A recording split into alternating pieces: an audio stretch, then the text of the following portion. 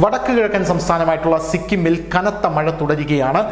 സിക്കിമിൽ കനത്ത മഴ വെള്ളപ്പൊക്കത്തിന് കാരണമായി. മഴയെ തുടർന്ന് സിക്കിമിലെ പല പ്രദേശങ്ങളിലും മണ്ണിടിച്ചിലുണ്ടായെന്ന റിപ്പോർട്ടുകൾ വരുന്നു. ഇതുമൂലം ലാച്ചുങ്ങിലും ചുങ്താങ്ങിലും 1678 വിനോദസഞ്ചാരികളാണ് കുടുങ്ങിയത്. NDRFും പ്രാദേശിക ഭരണകൂടവും രക്ഷാപ്രവർത്തനങ്ങൾ നടത്തുന്നുവെന്ന റിപ്പോർട്ടുകൾ പുറത്തുവരുന്നു. അവരെ സുരക്ഷിതമായി പുറത്തെത്തിച്ചു.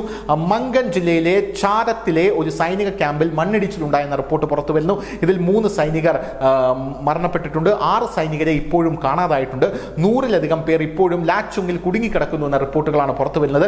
വെള്ളപ്പൊക്ക ദുരന്തം പരിഗണിച്ച് DGP അക്ഷയ് സച്ദേവ പറഞ്ഞത് ലാച്ചുങ്ങിൽ നിന്ന് ചില വിനോദസഞ്ചാരികളെ ഗാങ്ടോക്കിലേക്ക് സുരക്ഷിത സ്ഥലത്തേക്ക് മാറ്റിയിരിക്കുന്നുവെന്നാണ്.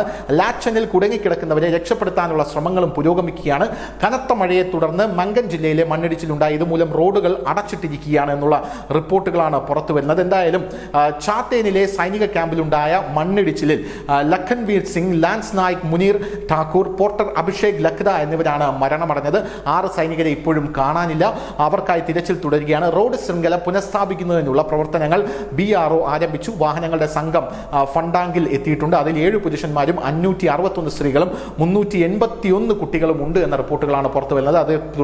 അത് മാത്രമല്ല, കനത്ത മഴയിൽ തീസ്ത നദിയിൽ വെള്ളപ്പൊക്കം ഉണ്ടായിരിക്കുന്നു. കഴിഞ്ഞ 4 ദിവസമായി വടക്ക് കിഴക്കൻ സംസ്ഥാനങ്ങളിൽ തുടർച്ചയായി മഴ പെയ്തുകൊണ്ടിരിക്കുകയാണ്. ഈ പ്രദേശങ്ങളിൽ 130 മില്ലിമീറ്ററിലധികം മഴ ലഭിച്ചു. ഇതുമൂലം ലാച്ചുങ്, ഗുരു ഡോങ്മാർ, ലാച്ചൻ വാലി ഓഫ് ഫ്ലവേഴ്സ് തുടങ്ങിയ പ്രധാന വിനോദസഞ്ചാര കേന്ദ്രങ്ങൾ ദുരിതത്തിലായി എന്ന റിപ്പോർട്ടുകളും പുറത്തുവരുന്നു. ടീസ്റ്റ നദിയിലെ നീരൊഴുക്ക് വർദ്ധിച്ചിരിക്കുന്നു എന്ന റിപ്പോർട്ട് പുറത്തുവരുന്നു.